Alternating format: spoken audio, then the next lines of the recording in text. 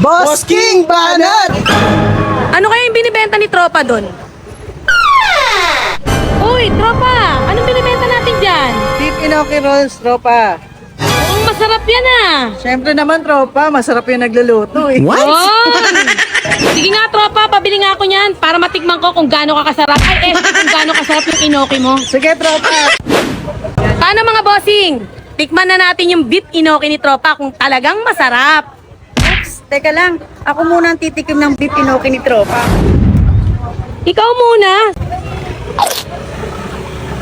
Ang sarap nga ni tropa.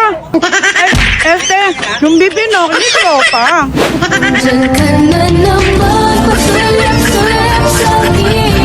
Oh, teka. Ako naman, yan ka na naman eh. Ang ubusin mo na naman eh. Paano ko natitigman kung talagang masarap si Tropa? Ay, yung inoki ni Tropa. Ako na muna. Akin na yan. Try na natin yung beef inoki roll ni Tropa. Talagang masarap.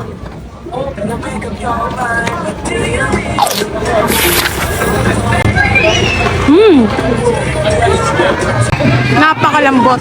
May crunchiness siya dahil dun sa inoki. Saka masarap yung pagkakaluto dahil sa charcoal talaga siya niluto. Kaya yung smoky flavor lumalabas talaga. At isa pang nagdala dito, kaya mas sumarap, is yung gochujang niya at saka yung homemade fish sauce niya.